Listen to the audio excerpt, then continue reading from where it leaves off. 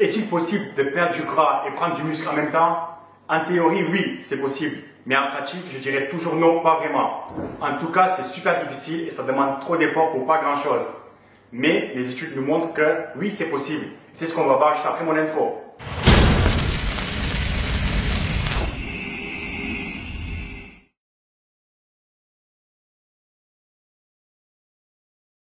On sait que pour perdre de la graisse, il faut être en déficit calorique, c'est-à-dire que manger moins que ce que ton corps a besoin. Être en déficit de 7500 calories est égal à moins de 1 kg sur la balance. Et on sait que pour construire du muscle, il faut être en excès calorique, c'est-à-dire que manger plus que ce que ton corps a besoin. Donc, comment est-ce qu'on peut perdre de la graisse et construire du muscle en même temps? Voici une étude qui nous montre que c'est possible. Deux petits groupes, des rugbymen qui ont l'habitude de s'entraîner mais pas en musculation. Tout bien contrôlé, pendant 4 semaines, déficit de 40%, c'est beaucoup. Des séances très intenses de full body, 6 séances par semaine. La seule différence, un groupe mangeait 1,2 g de protéines par poids du corps et l'autre groupe 2,4 g, ce qui est beaucoup. Par exemple, pour une personne qui fait 80 kg, ça fait 100 g ou 200 g de protéines. Les résultats, les deux groupes ont perdu le même poids après 4 semaines, à peu près 3,5 kg, ce qui est énorme et normal avec un déficit de 40%. Quelque chose que je ne vous recommande pas du tout. Pour vous donner une idée, ce qui représente 40%, pour quelqu'un qui a besoin de manger par exemple 3000 calories pour maintenir son poids, 40% en déficit c'est presque 1650 calories. Pendant 4 semaines, c'est hardcore. Donc le premier groupe, le groupe classique, a perdu en 4 semaines 3,5 kg de graisse et a pris pratiquement pas de muscles, ce qui est normal et très bon comme résultat. Le deuxième groupe a perdu 4,8 kg de graisse et a pris 1,2 kg de muscles. Donc au final, ça arrive à 3,5 comme le premier groupe. Cette étude nous montre que manger une grosse quantité de protéines avec des séances de musculation intenses, on peut prendre du muscle et perdre de la graisse en même temps.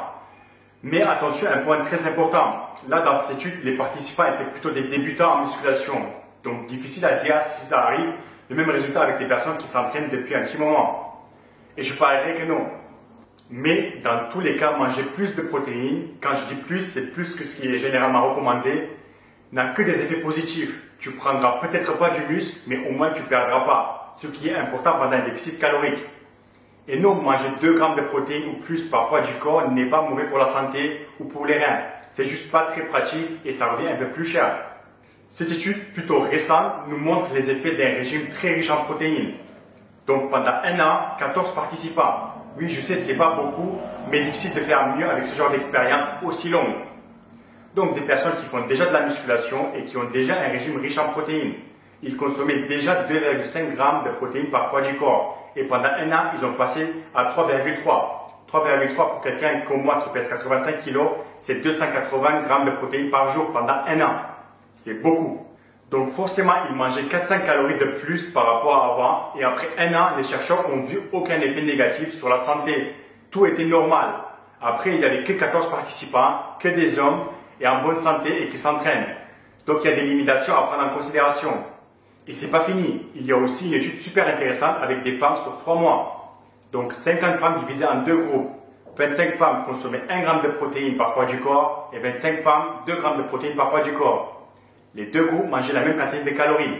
Donc le groupe avec 2 g de protéines ont baissé un petit peu les lipides et les glucides pour être pareil avec le premier groupe. Après 3 mois, et attention, ils n'étaient pas en déficit calorique. Le but n'était pas de perdre du poids. Le poids pour les deux groupes sur la balance n'a pas changé. Mais le groupe 2 g de protéines par jour a pris 1 kg de muscle en 3 mois et ont perdu 1 kg de graisse et 1,5 cm de plus de tour de taille par rapport au premier groupe. Donc, en conclusion, est-ce qu'on peut perdre du gras et construire du muscle en même temps? Si tu es débutant, oui, avec un régime riche en protéines, au moins 2 fois ton poids du corps, c'est possible. Si tu es confirmé, pas vraiment. Mais tu n'as rien à perdre. Au mieux, tu construis peut-être quelques grammes de muscle ou tu limiteras la perte musculaire. Et au pire, ça te coûtera un peu plus cher niveau budget. Et on sait qu'un régime riche en protéines pour des personnes en bonne santé n'est pas néfaste. Donc, tu n'as rien à craindre. Merci et à la prochaine vidéo.